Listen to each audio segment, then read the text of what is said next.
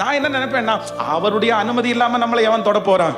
அவருடைய அனுமதி இல்லாம யாரும் நம்மள பிரச்சனை பண்ண முடியாது. சரி, கர்த்தர் அனுமதித்திருக்கிறார், சிமேயி தூசிக்கணும்னு கர்த்தர் அனுமதித்திருக்கிறார். தாவீதுக்கு அந்த இடத்துல பவர் இருக்குது. தாவீதுக்கு மட்டும் பவர் இல்ல, பக்கத்துல இருக்கிறவன் என்ன கேட்கிறான் அப்படின்னு சொன்னா, இந்த செத்த நாயை 2 குத்து கூட குத்த மாட்டேன். எப்படி சொல்றான் பாருங்க, இந்த செத்த நாயை 2 குத்து கூட குத்த மாட்டேன், ஒரே குத்து தான், அவனை முடிச்சிட்டு வர்றேன், எனக்கு பெர்மிஷன் மட்டும் கொடுங்கன்னு தாவீதுட்ட கேட்டா அவர் என்ன சொல்றாரு அப்படின்னு சொன்னா, நீ கொஞ்சம் அமைதியா இருப்பா, சிமேயி தூசிக்கணும்னு கர்த்தர் அனுமதிச்சிருக்கிறார். சில இடத்துல நமக்கு சுத்தி இருக்கிறவங்க பிரச்சனை பண்றது, நம்மளை தூசிக்கிறது, நான் நல்லா நினைச்சுக்கங்க, தேவன் அனுமதித்திருக்கிறார். ஆண்டவர் சொல்லுகிறார், அவருடைய அனுமதி இல்லாம ஒரு தலைமயிராகிலும் கீழே விழாதில்ல. அப்புறம் எப்படி அவங்களை கர்த்தர் வந்து பார்த்துட்டு சும்மா இருப்பாரு? அது நம்மளை ஏதோ ஒரு விதத்துல ஆண்டவர் உருவாக்குறாரு. பொறுமை. இந்த சவுல் ராஜா செய்த மிகப்பெரிய தவறு என்ன தெரியுமா? தவறு என்ன தெரியுமா?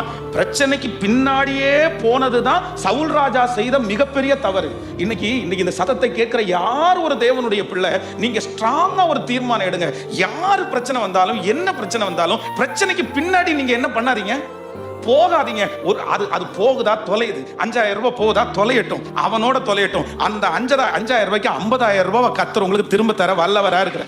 அவன் பின்னாடியே போய் அந்த ஏற்கனவே 5000 தொலைஞ்சு இன்னும் 50,000 தொலைக்கிறதுக்கு நம்ம சும்மா இருந்திருக்கலாம்ல.